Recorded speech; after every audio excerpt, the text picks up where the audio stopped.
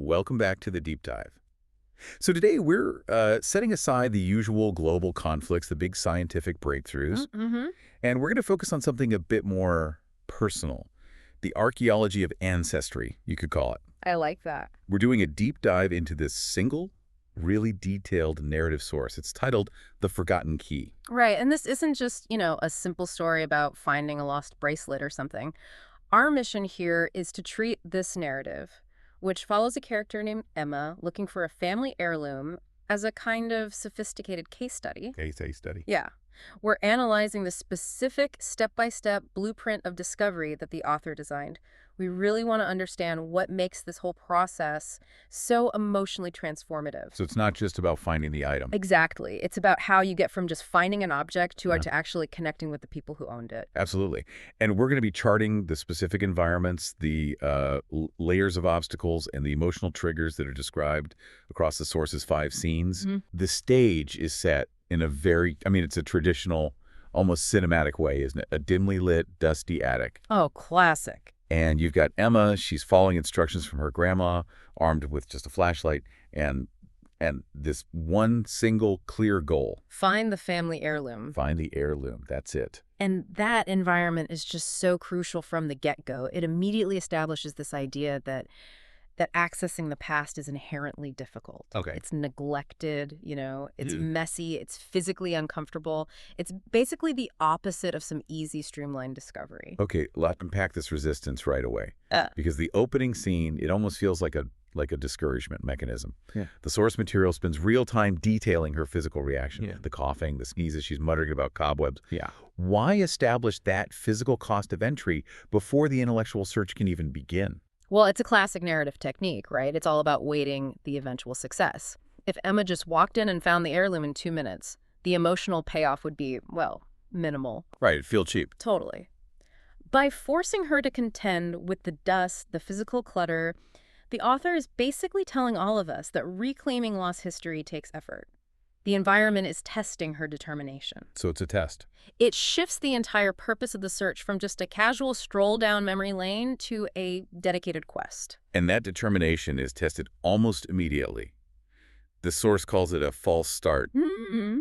She rummages around, finds what looks like the perfect antique container, this old ornate box, but it's empty. And that false start is absolutely critical. It injects that moment of disappointment, a bit of frustration. Yeah. It stops the discovery arc from being too simple, too linear.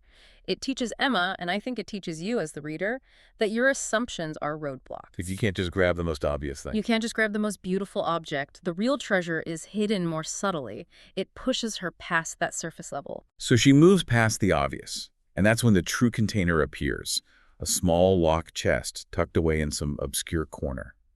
The whole focus shifts.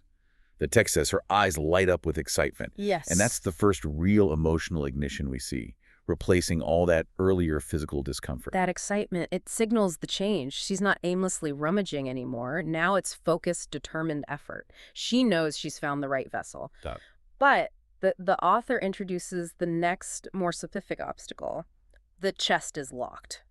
Of course it is. The initial general discomfort is replaced by a precise, solvable problem, and that requires a more thorough, more purposeful search. This shift is fascinating because she's no longer looking for anything old. She's now looking for one specific tool, the key. Exactly. And that brings us to the next phase of this discovery, where the physical artifacts really start layering up the connection. Where was this pivotal object, the key, Yeah. actually hiding? The location of the key is, I think, a masterstroke in this narrative structure. It wasn't in a drawer. It wasn't tucked into a pocket of some old coat. No. It was hidden beneath a loose floorboard. Wow. And that detail, it connects the history directly to the structure of the home itself. I see. So it's part of the foundation. It tells us that the secret wasn't just stored away, it was structurally embedded. It was concealed. It shows that her ancestors didn't want this secret to be forgotten, just protected. And the key itself, it really emphasizes the age of the whole thing. It's described as rusty. So the key is the physical link that bridges all those decades of separation. The moment Emma uses it is, narratively speaking, the climax of the physical search. It's the moment the physical struggle ends. Yeah. And the emotional one begins. The source details the action so perfectly. Emma approaches the chest with trembling hands. She inserts the key, and then we get that satisfying auditory cue. The click. The lock turns with a satisfying click. That sound. Ah. That click is the sound of success. It's perseverance being rewarded. The physical barrier is finally dismantled. And once the chest is open, we get the initial shock of the heirloom itself. It's an antique locket. And Emma gasps in awe. She says it's even more stunning than Grandma described. Yeah. So the initial value is purely aesthetic, historical. Right. But what's so fascinating here is how the author uses this nested discovery to deepen the emotional investment. What do you mean nested? The heirloom itself is a container. Think about it. The entire journey up to this point, the dust, the empty box, the floorboard, the rusty key, all of that was just to open the outer shell, the chest. And now she has a second layer to explore. Exactly. The journey is so clearly laid out, chest leads to locket. And when she opens the locket, she finds the true centerpiece, a faded photograph of a young couple. There it is. And this immediately transforms the locket from just a beautiful object into a direct, personalized historical artifact. It stops being about decoration and starts being about lineage. This nesting effect is so powerful because it delays that highest emotional reward. If the photo had just been lying loose in the chest, it would have been way less impactful. But because the locket protected the photo, it emphasizes the care, the importance that her great-grandparents placed on this single image. And it raises the essential question, which is no longer what is it, but Who are they? who are they? And that question leads us right into the third phase of this deep dive, the ancestral revelation. Because the photograph itself is silent, right? Until the narrative introduces a pretty surprising element of guidance. Exactly. The whole scene shifts dramatically from the purely physical. We get the introduction of Grandma's voice, a soft whisper that echoes through the attic. Which is a bit spooky. A little, but this is the moment the past stops being just physical artifacts and starts providing explicit narrative context. The voice startles Emma, but it's clearly intended to guide her. This is the critical turning point then. The mystery of the object transforms into the wisdom of the story. That's a great way to put it. The voice gives her the essential identification, the young couple in the photograph. They were Emma's great-grandparents. This is the intellectual connection that validates the entire physical journey she just went through. But the voice doesn't just identify them. It imbues the object with this immense emotional weight. The voice confirms the locket was way more than just jewelry. It says it was their symbol of hope and unity during difficult times. Hope and unity during difficult times. Wow. That one phrase, it changes everything. Everything. It reframes the whole search from a treasure hunt into a connection with personal resilience, with history. It explains why the locket was so protected and concealed. It's the backstory. It's the historical context that makes the object truly priceless. And if we connect this to the bigger picture of, narrative design, the author is showing us that context. Context is the true heirloom. The locket's material value is secondary to the story of survival and love and persistence that it symbolizes. It provides a kind of mirror for Emma to see her own struggles reflected in her ancestors' lives. That context triggers a really profound and necessary emotional response in Emma. She sits down, she's holding the locket, and she expresses that deep human longing. I wish I could have known you. Yeah. It's an admission of grief and connection for people she never even met. And the source material confirms the intensity of this moment.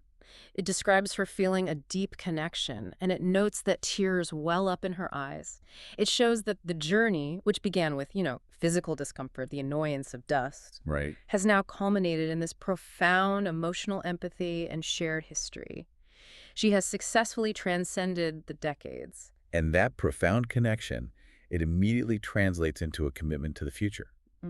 Emma expresses her gratitude to her grandma, and she promises to cherish it forever. Yes. This is the moment where the legacy is officially passed on.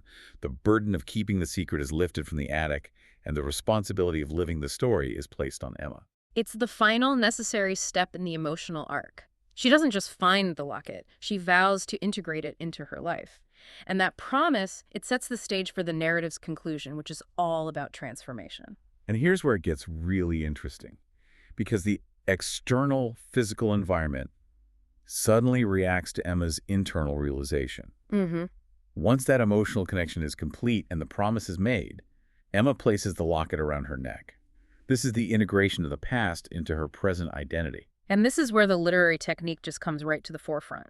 The source says that the attic lights, they brighten, They brighten. symbolizing a new beginning. The darkness and the dust which dominated the whole opening scene are literally dispelled. That's the author using the environment to mirror the character's internal transformation, isn't it? The darkness wasn't just physical, it symbolized the unknown history. It's such a powerful visual metaphor. The attic was a repository of forgotten secrets, but once those secrets are claimed and honored, the space itself is revitalized. It's no longer a scary, dusty attic. It's a wellspring of ancestry. Yeah.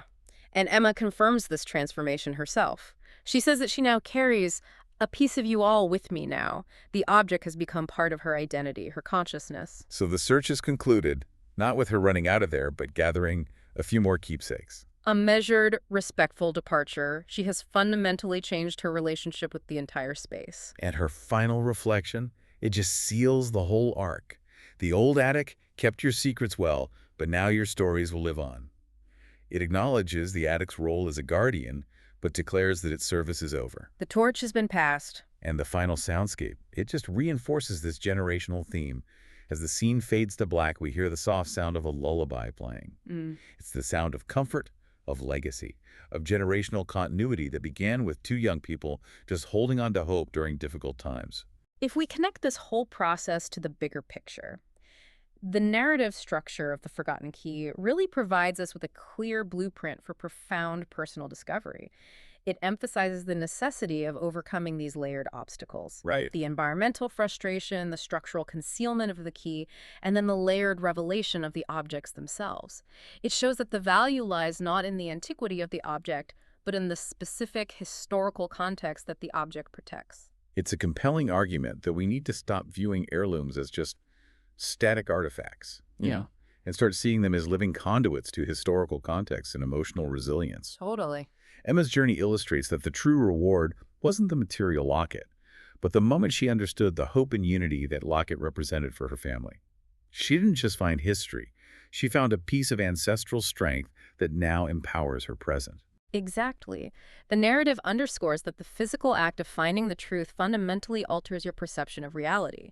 She started in this neglected, uncomfortable space, and she left a space that felt bright, alive, and filled with a familial presence. It makes you wonder what kind of transformational moments we all miss because we aren't willing to deal with the dust, and the loose floorboards in our own lives waiting for that satisfying click. Absolutely. And that leaves us with a final provocative thought for you to consider based on the highly symbolic conclusion of the source material. If a simple, tangible object, the locket, could instantly cause the literal lights of a dark attic to brighten and usher in a feeling of a new beginning. What is the measurable kinetic power of physical, tangible links to our own ancestry? Are they just history? Or are they literally conductors of emotional and energetic legacy just waiting to be integrated into the present moment? That's all for this deep dive. We hope this analysis of Emma's journey inspires you to look a little closer at the secrets kept in your own corners.